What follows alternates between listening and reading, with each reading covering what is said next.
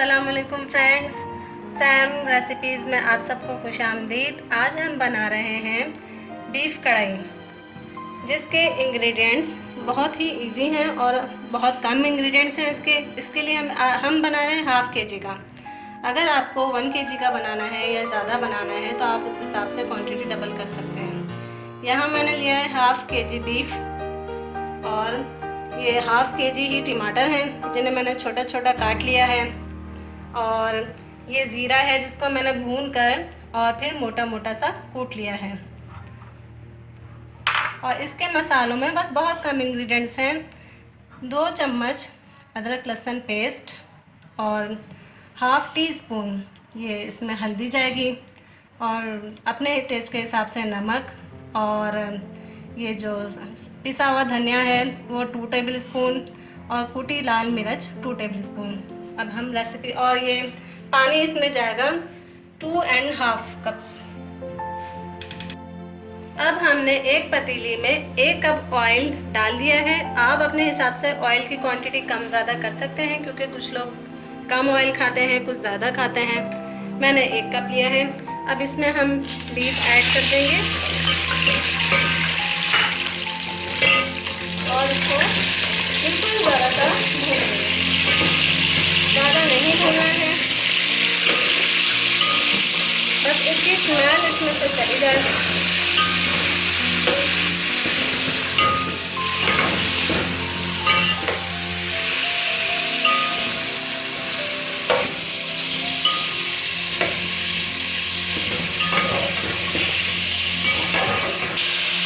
अब आप इसमें अदरक लहसुन का पेस्ट डाल के ज़रा सा फ्राई करना है बस। और उसके बाद ये तमाम मसाले, नमक और ये जितने भी मसाले हैं सब एक साथ में डाल दूँगी, क्योंकि ये सब एक साथ ही जाएंगे। ये रेसिपी बहुत आसान है, इसमें बस हमने गोश्त गलने के लिए छोड़ देना है। अब हम इसमें जो मैंने पानी की क्वांटिटी आपको बताई थी वो डाल के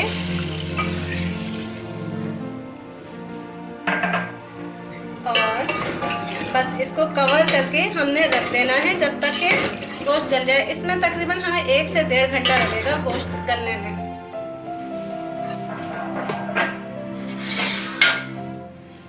अब ये जो मैंने टमाटर थे इसको मैंने एक अलग से फ्राइंग पैन में, जो कि नॉन स्टिक है, उसको मैंने 1 टेबल स्पून ऑयल डाल के और ग्रीस कर दिया था। और उसके बाद ये मैं अब टमाटर इसमें ऐड कर दूंगी। बस कुछ भी नहीं, 1 टेबल स्पून ऑयल है और ये टमाटर है, और इसको पहले थोड़ा तेज़ आंच में और फिर हल्की आंच में इतना गला, बस ये गल जाए और नरम हो जाए, और इसका बहुत ज़्यादा पानी खुश्क नहीं करना है।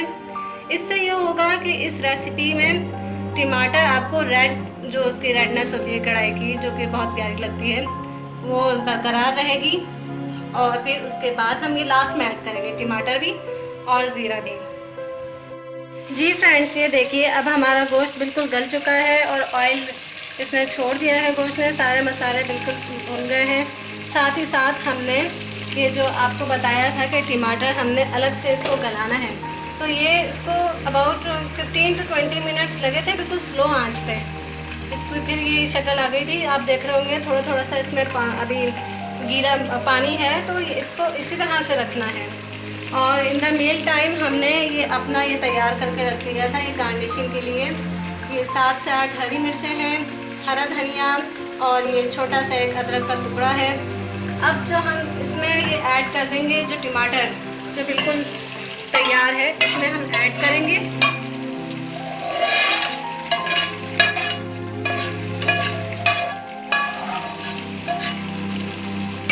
साथ ही साथ हम इसके ये जो ज़ीरा मैंने आपको बताया था भुना हुआ कुटा हुआ, इसको हम हाफ़ ऐड कर देंगे और हाफ़ गार्निशिंग के लिए हम थोड़ा सा रोक लेंगे। और ये जो हरी मिर्चें हैं और हरा धनिया, इसको हम हाफ़ क्वांटिटी में ऐड कर लेंगे, थोड़ा सा बस गार्निशिंग के लिए रख देंगे। हरे धनिया से बहुत अच्छी खुशबू आती है फ्रेंड्स, थोड़ा सा हरा धनिया भी, वो अदरक भी इसमें ऐड कर लेते हैं, इससे बहुत अच्छी खुशबू आती है। और ये जब अभी ये जो पक रहा है तो बहुत अच्छी स्मेल आ रही है किचन में, और ये रेसिपी बहुत ज़बरदस्त है। साथ ही साथ फ्रेंड्स, आप हमारे पेज को लाइक करें, सब्सक्राइब करें और अपने कमेंट ज़रूर दीजिए, बेल आइकन को प्रेस कीजिए। और बस अब हम इसे ढक के 5 मिनट तक धीमी आंच पे रखना है। इसको कवर करके हम 5 मिनट धीमी आंच पे रख देंगे, उसके बाद हम डिश आउट कर लेंगे। जी फ्रेंड्स, अब हमने डिश आउट कर ली है अपनी डिश 5 मिनट दम पे रखने के बाद, और उस पर हमने हरा धनिया, हरी मिर्च, ज़ीरा और अदरक से गार्निश कर दिया है। आप लोग ये रेसिपी ज़रूर ट्राई कीजिएगा और हमें ज़रूर कमेंट्स में अपने बताइएगा कि कैसी लगी आपको ये रेसिपी। मज़ीद रेसिपीज़ के साथ इंशाअल्लाह ताला सैम रेसिपीज़ में आपके साथ हाजिर होंगे। जब तक के लिए अल्लाह हाफिज़।